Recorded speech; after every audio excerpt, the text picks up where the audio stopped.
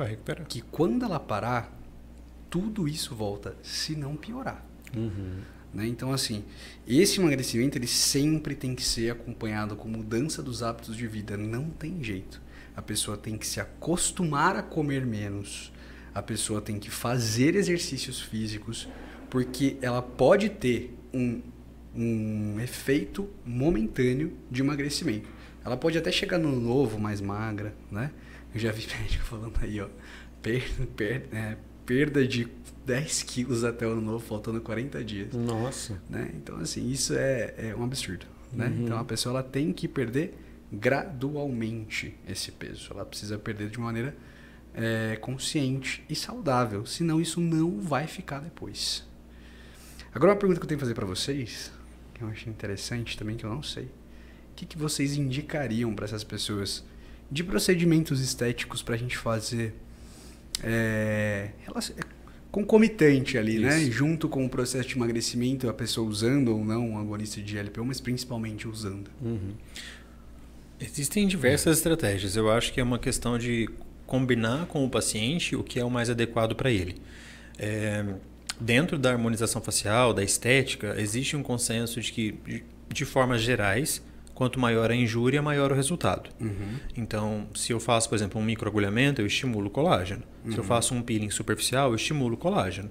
Mas se eu faço um peeling de fenol, eu estimulo 10 vezes mais colágeno, porque a injúria é muito maior. E aí eu forço o corpo a se regenerar numa intensidade muito maior. Mas não é para todo mundo que vai topar fazer um fenol. Então, eu acho que tem que acertar o procedimento específico para o paciente certo, para ter adesão ao tratamento também. Porque... Um procedimento que é muito utilizado para quem perde muito peso e fica com derretimento facial são os bioestimuladores de colágeno. Legal. Né? Existem alguns, Renan, que eles também volumizam. Me sinto pronto. Então, os bioestimuladores eles têm um efeito que geralmente é mais a longo prazo. Né? Então, demora uns 3 meses para ver um resultado. Porém, existem alguns que já têm um efeito de preenchimento também, imediato. Então, geralmente, os pacientes que têm um emagrecimento facial, eles preferem esses. Até nós temos um paciente muito querido nosso, que ele emagreceu muito recentemente, ele estava com eles falam assim, tem um rosto, uns afundamentos na face, né? Uns buracos, entre aspas, que ficam, porque perdeu muita gordura. Então, a gente faz os bioestimuladores ali e isso dá um efeito discreto. Não é igual um preenchimento em si. Então, ele não volumiza tanto a ponto de alguém apontar e falar, você fez preenchimento, harmonização e tal. Fica natural, discreto, e eles têm gostado bastante dos bioestimuladores. Né? Existem várias marcas, mas somente algumas têm esse efeito de preenchimento com naturalidade, né, Thiago? Mais instantâneo, né? Mais instantâneo. E na barriga, assim, o que a gente faz de estética? Então, por exemplo, se o paciente tem um baixo índice de gordura, como por exemplo o seu caso, você é um cara que treina, tá com um corpo legal, se o paciente quer, dá para fazer preenchimento bem em cima do ventre muscular, porque aí eu vou dar mais volume ao seu músculo e vou, numa situação estética, deixar o volume muito maior e o sulco mais aprofundado. Então, eu vou aumentar a sua definição de uma forma instantânea. Mas isso tem que ser feito num paciente que já tem uma porcentagem de gordura pequena, senão eu não consigo dar essa definição. Vai virar só um monte de pele com flacidez e umas bolinhas flutuando. Você está falando de fazer os gominhos. Isso. Os famosos gominhos. Mas provavelmente isso não vai ser para aquela pessoa que está usando Ozempic, pelo menos que tem indicação de uso. Não. Não, porque aí a pessoa já está acima do peso. Então, aí, se a pessoa está acima do peso, aí o ideal é que ela faça alguns tratamentos estéticos que auxiliem ela no sentido, inclusive psicológico. É engraçado que a gente percebe muito que quando o paciente está disposto a pagar e fazer um procedimento estético, vamos supor, fechou um pacote lá com 4 sessões de eletrolipólise, criofrequência, qualquer que seja o tratamento estético. A hora que você mexe no bolso do paciente, que ele se dispõe a falar, não, eu vou pagar isso daqui, eu vou fazer, ele tende a fazer certo a alimentação, a atividade física, porque senão a gente avisa para ele, ou você faz ou você está jogando seu dinheiro fora. Não vou te enganar nesse sentido. Então, é a cereja do bolo, não é o bolo. É a cereja do bolo, é o detalhe, é para terminar de dar uma lapidada, a te estimular a treinar, auxiliar o seu organismo a ficar definido aonde você quer. Sim. E aí esses procedimentos todos também com muitos estudos científicos, os equipamentos todos têm registro de Anvisa, testes em metro, que comprovam calibração, testes e embasados cientificamente em mecanismos biológicos como lipólise de gordura e até mecanismos de necrose de adipócitos.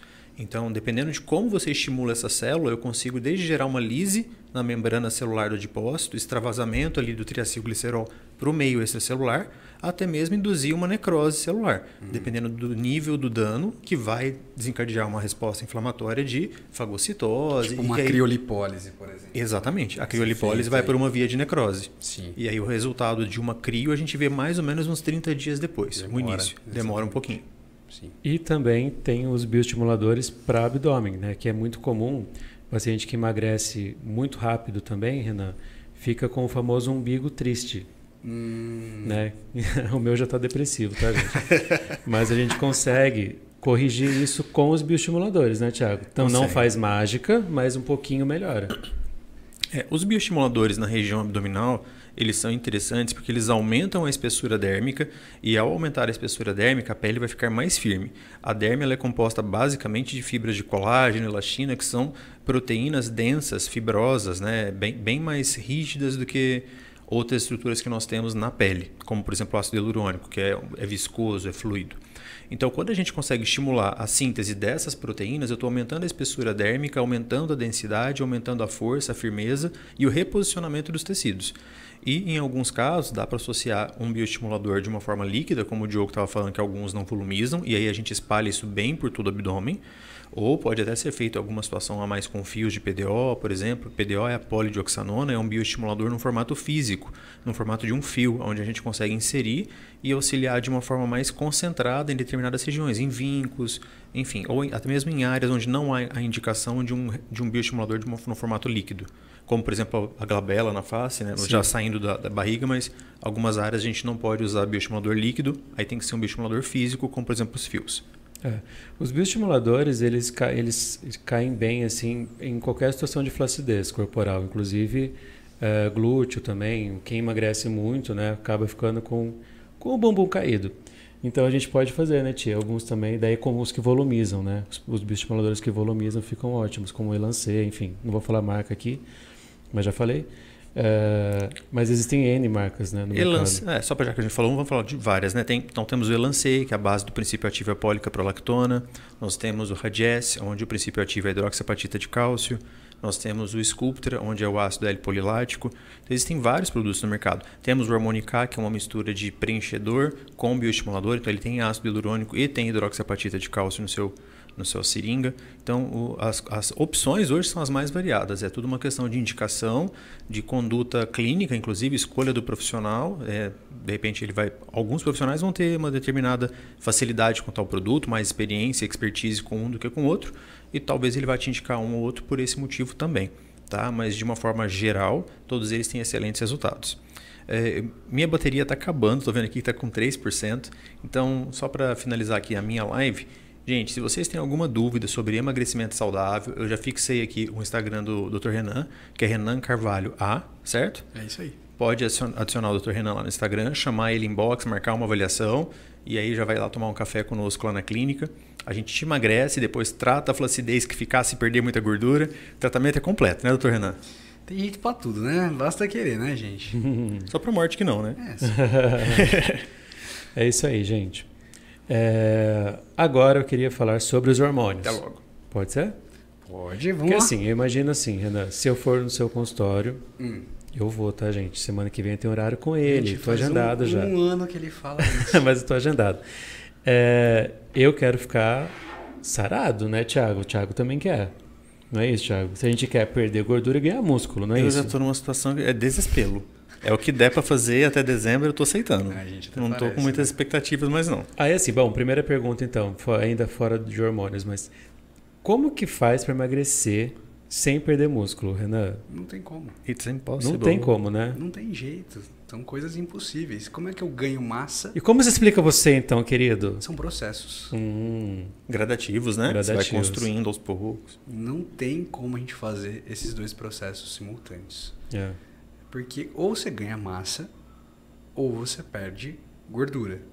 Não tem como você, ao mesmo tempo, efetivamente, só ganhar massa sem ganhar gordura. Entendi. E só perder massa sem perder músculo. Entendi. Né? Você pode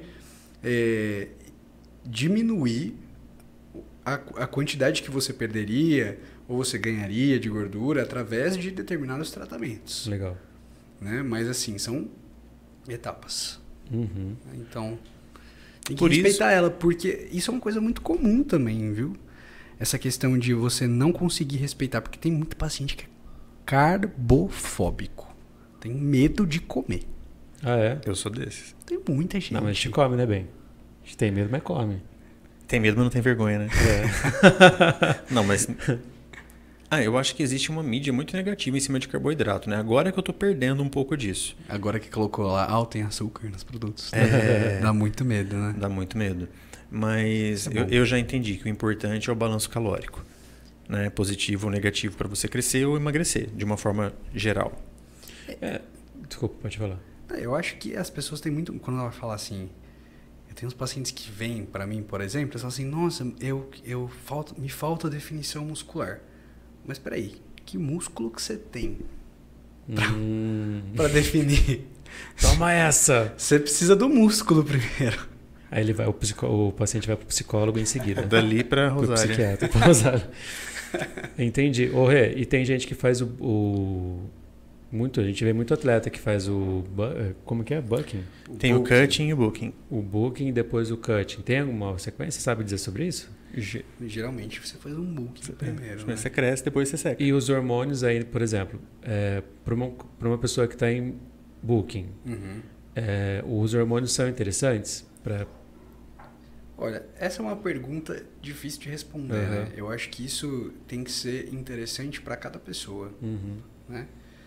A gente sabe que hoje não é permitido mais a gente utilizar hormônio para fins estéticos e ganho de massa corporal. Mas, assim, isso não tem efetividade prática quando a gente vê hoje em dia, né? Então, assim, se você quiser comprar hormônio, você vai ali na esquina, na pessoa da academia e você compra. Sim. Então, o uso indiscriminado de anabolizantes, apesar da proibição, ele nunca acabou. Né? Então, assim, existe o jeito menos danoso, não vou falar certo, porque usar esteroides, usar hormônios para fins estéticos não é saudável. Sim. Né? Mas dentro das possibilidades que existem dentro da utilização dos hormônios, existem maneiras que isso não sejam danosos à saúde.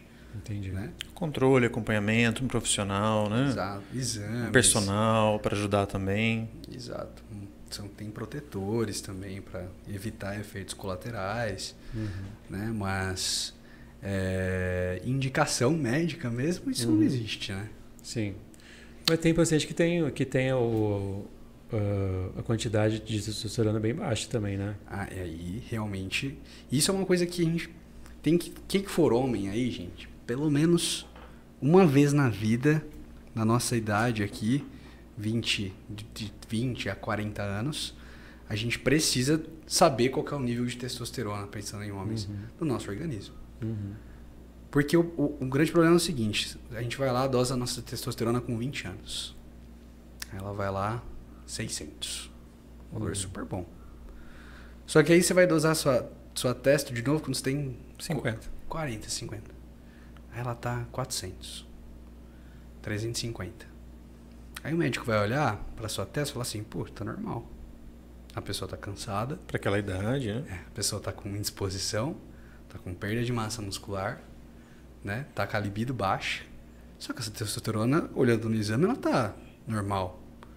Só que essa pessoa não tem ideia de quanto que a testosterona dela era lá atrás, ou tem. No intervalo, né? Exato. É normal que haja diminuição da testosterona com a idade, sim. Mas não significa que o normal seja a gente aceitar ele. Né? Tanto que a gente faz botox, a gente faz cirurgia plástica. Sim. Né? Então essa endemonização dos hormônios nesse sentido é horrorosa também. Sim. Né? Então, assim, as indicações de uso de hormônios têm que ser mais abrangentes do que elas realmente são, com certeza. A minha era muito baixa, Rê. Sim. Primeira vez que eu fiz o exame, lembra-te? Era muito abaixo do normal. E eu não sabia. Mas foi através do exame que eu fiquei sabendo, senão eu não queria saber. E eu vivia cansado, igual você falou, libido baixa, são todos os sintomas, né? Exato. E esses dias também nós pedimos exames para um paciente nosso que vai fazer fenol, que a gente sempre pede os exames. E ele acabou fazendo de testo. Então a gente não pede testo, mas ele acabou fazendo. Aí ele viu que já aproveitou ali no bololô dos exames, já faz ali. Aí ele viu que estava super baixo também, muito abaixo do normal. Falei, gente, ele não sabia também. Eu acho que principalmente quando a gente vê uma testosterona baixa, não é só repor. Tem que entender por que ela tá baixa. Né? Não é bater o olho numa testosterona e falar assim, poxa, tá baixa e eu vou repor. Por que ela tá baixa? Qual que é o sentido dela? Sim. Esse paciente é obeso, ele tem uma deficiência de testosterona relacionada à obesidade? Poxa, faz sentido, né? Esse paciente não é obeso, mas por que ele tá fazendo? Será que o testículo dele tá ruim? Será que ele tem uma varicocele no testículo? Sabe aquelas veias no testículo? Então, assim, não pode simplesmente bater o olho no hormônio e achar que ele tá baixo, vou repor. Não. A gente tem que entender por que entender ele tá a causa, né? A causa. Repor é tratar o sintoma só. Exatamente. Tem que entender a causa. É fundamental. Não que o tratamento do sintoma não seja essencial. Eu não vou deixar de tratar um paciente que está com essa testosterona baixa, mas eu preciso entender por quê. Senão você está dando, às vezes, um anti-inflamatório para um paciente que está precisando de um antibiótico. Você tem que entender a causa para realmente acertar o seu diagnóstico e o seu tratamento. Exato. Senão você está só mascarando um sintoma. Sim, com certeza. De repente o paciente tem um hipogonadismo e você está só repondo e vai piorar, né? Vai inibir mais o eixo, às vezes, né? Sim. Ou não? Estou falando bobagem. Se você está com hipogonadismo, se você dá testosterona, você vai inibir por completo. Vai terminar de... Aí a pessoa vai ficar dependente a vida inteira. Então é uma escolha difícil, né? Uma prescrição difícil. Você pode tornar uma pessoa dependente de uma injeção pro resto da vida. Né? Tem gente que tá tudo bem, mas tem gente que não gostaria. E sobre a questão de inibição do eixo, eu sempre vejo alguns profissionais, outros médicos, nutricionistas, pseudos coachings de internet, que tem muito, né? Gente, muito cuidado, tá? Com pessoas que vocês pesquisam na internet. A gente vê muita invasão de área em diversos sentidos, né? Gente que não é nem profissional da área da saúde, de nenhuma classe, tentando te ensinar coisas sobre corpo humano, né? Sobre condutas. Muito cuidado com isso, tá? E a questão de inibição de eixo. Eu tenho visto alguns profissionais médicos, por exemplo, o Muzi, entre outros, e eles falam, aplicou, vai inibir. Um pouco vai inibir. Não tem nada que não iniba, e aí depois você corre atrás do prejuízo para tentar restabelecer. É difícil restabelecer e desligar essa inibição do eixo, de produção de hormônios do corpo? Só para vocês entenderem o que é eixo, né? O que a gente está falando aqui. Né? Hipotálamo, hipófise, que diabo é isso? Quando a gente coloca qualquer coisa de hormônio para dentro do nosso corpo que não seja nossa, ou seja, hormônio exógeno, pode ser corticoide, né? Aquele negócio, né? Você não pode usar corticoide por tantos dias e parar de repente. É verdade. Porque quando você toma corticoide, a gente para de produzir. Por mais de 21 dias, a gente realmente para de produzir. Então isso é com qualquer hormônio que tem no nosso corpo. O hormônio da tireoide, que muita gente usa para emagrecer, inclusive. A gente não faz isso, tá? É muito perigoso essas coisas. O hormônio da tireoide, tem a própria testosterona. Então, quando a gente coloca esse hormônio para dentro do nosso corpo, a gente para de produzir, né? E aí a pergunta é, doutor, fiz um ciclo, vou no seu consultório e eu quero fazer a reconstituição da minha produção. Eu quero voltar a produzir, eu não quero ficar dependente de uma injeção o resto da vida. O que eu tenho que fazer? É fácil? Depende. Depende da dosagem que a pessoa fez uso e do tempo que ela fez uso. Dose e tempo dependente. Dose e tempo dependente. Quanto maior a dose e maior o tempo, mais difícil, porque o testículo ele vai estar lá, bem atrofiado, a depender da dose e do tempo. Então a gente tem que estimular esse testículo, estimular o sistema nervoso central a manter essa atividade testicular através do eixo, né? Do eixo de produção. Uma vez, antes de te conhecer, eu tive contato com outro... não lembro se endócrino ou nutrólogo. E na época, foi quando eu fiz um primeiro ciclo para me preparar para fim de ano e ficar bonito. Na época não tinha nenhuma proibição ainda em relação a isso. Ele me prescreveu o hormônio folículo estimulante, que na época, se eu não me engano, foi o beta-HCG. Na verdade, o beta-HCG ele é um mimético de LH. Né? O LH ele vai lá no testículo e estimula a produção direta de testosterona. O beta-HCG ele tem a subunidade dele, tem duas subunidades. Uma subunidade é idêntica ao LH. Tá? Então ele consegue mimetizar, como se fosse o hormônio que é produzido no cérebro. Ele vai lá e estimula o testículo a proliferar, né? A produzir testosterona. É uma das estratégias, mas não é a principal. Não tinha mais coisa. É que esse eu lembro que me impressionou devido ao fato do beta-HCG todo mundo conhecer como sendo o hormônio da gravidez. Exatamente. Aquele hormônio que a mulher vai lá, faz o xixi no testezinho de farmácia, ele identifica que a mulher está grávida.